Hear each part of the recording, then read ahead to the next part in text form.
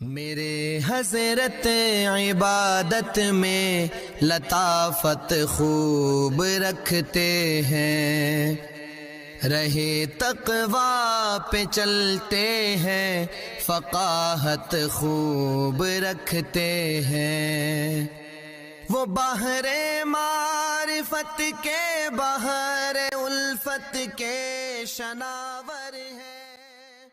صلی ونسلم على رسوله الكريم من يومنا هذا إلى يوم الدين. أما بعد فأعوذ بالله من الشيطان الرجيم. بسم الله الرحمن الرحيم. للفقراء المهاجرين الذين أخرجوا من ديارهم وأموالهم يبتغون فضلا من الله ورضوانا.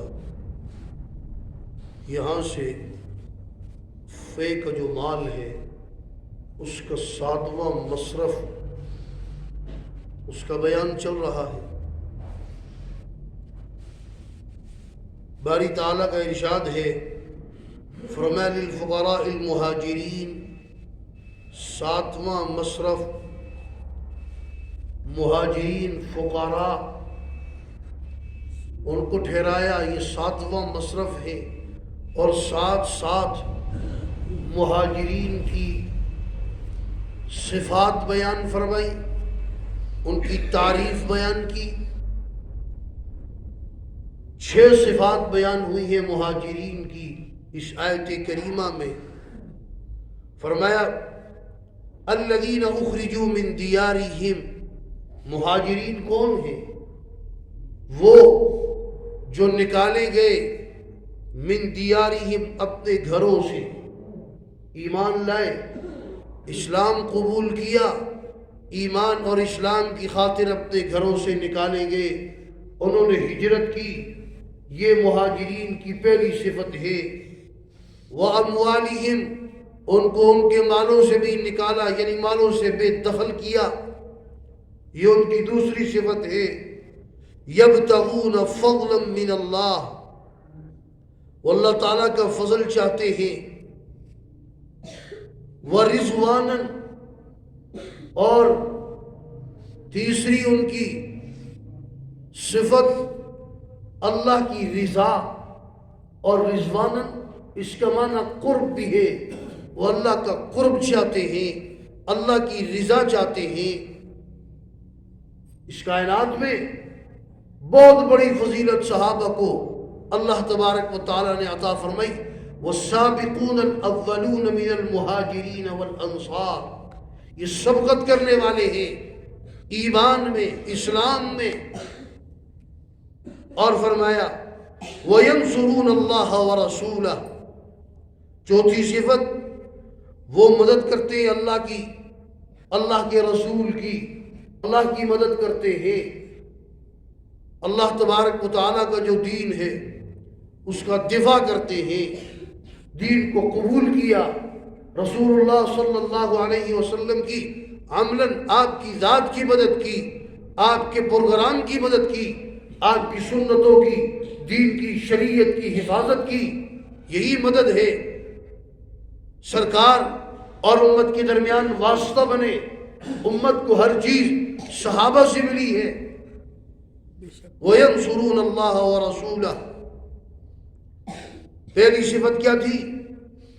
الذین اخرجوا من دیارہم، دوسری صفت واموالہم، تیسری صفت یبتغون فضلا من اللہ، وہ چاہتے ہیں اللہ تعالیٰ کا فضل۔ اللہ کے فضل سے کیا مراد؟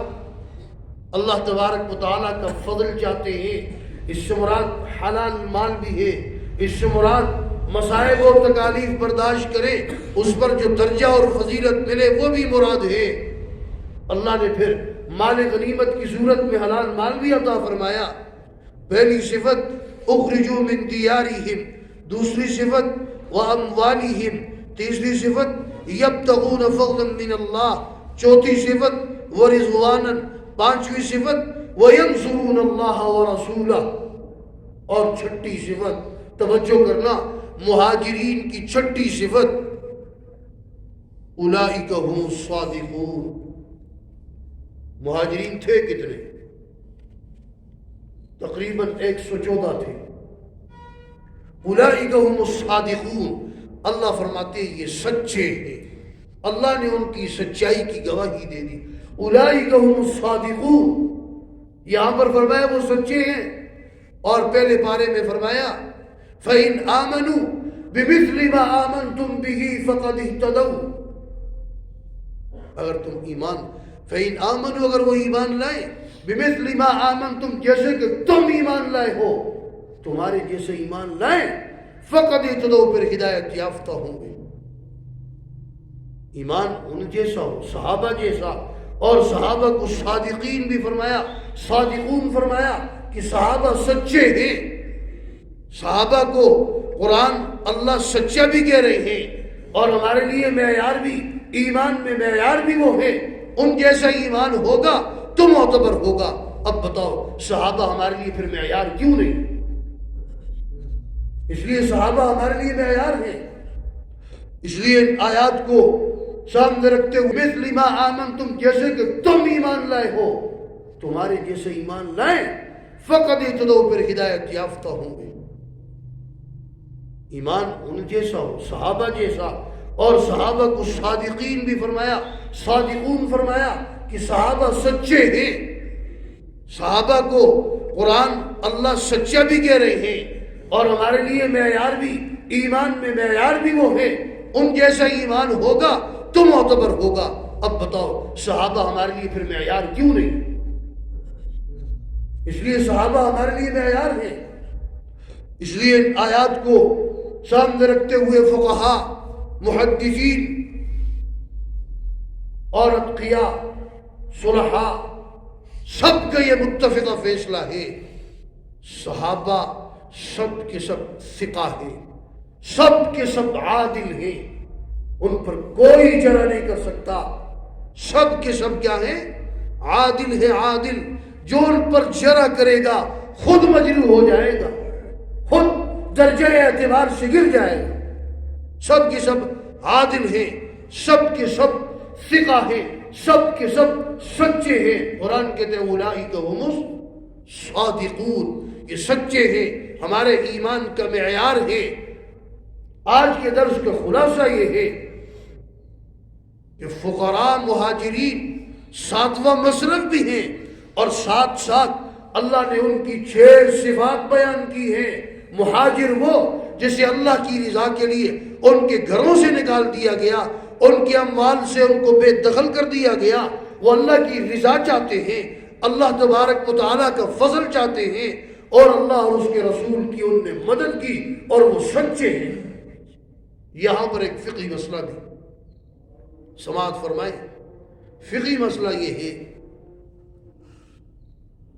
کہ یہاں پر قرآن کریم میں اللہ تبارک و تعالیٰ نے فرمایا للفقراء،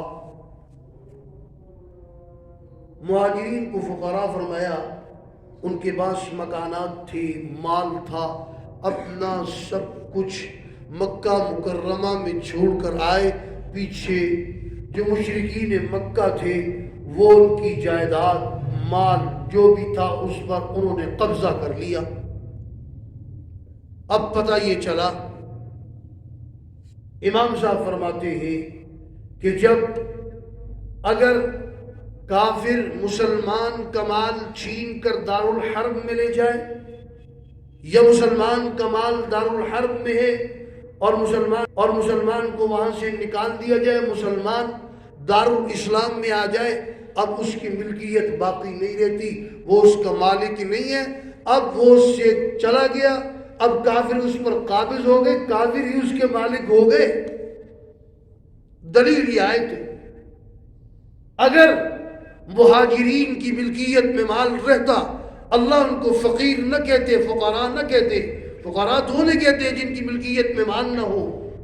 اور اس پر دوسری بڑی دلیل یہ ہے، جب مکہ مکرمہ فتح ہوا تو سرکار نے وہ اموال واپس ان کو نہیں دلوائے، بلکہ سرکار کا اپنا گھر نہیں تھا. بخاری شریف کی روایت ہے، سرکار سے پوچھا آپ کہاں ٹھہریں گے؟ آپ نے کہا خیف بنی کنانہ کے اندر ہم ٹھہریں گے. ہمارا گھر کہاں رہا؟ وہ تو عقیل نے فروخت کر دیا، بیچ دیا. جب آپ وسلم گئے تو حضرت علی کے بھائی حضرت عقیل انہوں نے اس وقت تک مسلمان نہیں تھے، اس پہ قبضہ کیا، اس کو فروخت کر دی. سرکار کا اپنا گھر وہ بھی ان کی ملکیت میں نہیں تھا، نکل گیا. اگر ان کی ملکیت میں ہوتا تو مکہ فتح ہونے کے بعد واپس لوٹائی جاتی یہ جائیدادیں، یہ مال، لیکن نہیں لوٹایا گیا. پتہ چلا جب دارالحرب میں مسلمان کا مال لے جایا جائے، یا مسلمان کا مال دارالحرب میں مسلمان آ گیا دارالاسلام میں، تو وہ مال اس کی ملکیت سے نکل گیا. اگر ملکیت میں باقی ہوتا تو پھر قرآن اللہ تبارک و تعالی للفقراء المہاجرین نہ فرماتے. یہ جملہ بتا رہے ہیں ان کی ملکیت میں وہ نہیں رہا، اب یہ فقیر ہو گئے، وہ ان کی ملکیت سے نکل گئے. آج کے درس کے اندر یہ 7واں مصرف فے کے مال کا 7واں مصرف اور مہاجرین کی 6 صفات بیان ہوئی ہیں. اگلی آیت جو آ رہی ہے اس کے اندر انصار کی تعریف اور انصار کی صفات بیان ہوئی ہیں. انشاءاللہ اس کا بیان آئندہ ہوگا. اللہ تبارک و تعالی ہم سب کو قرآن و سنت کی تعلیمات سمجھ کر اس پر ہم سب کو عمل کرنے کی توفیق عطا فرمائے. وآخر دعوانا ان الحمدللہ رب العالمین. تبارك الذي نزل الفرقان على عبده ليكون للعالمين نذيرا.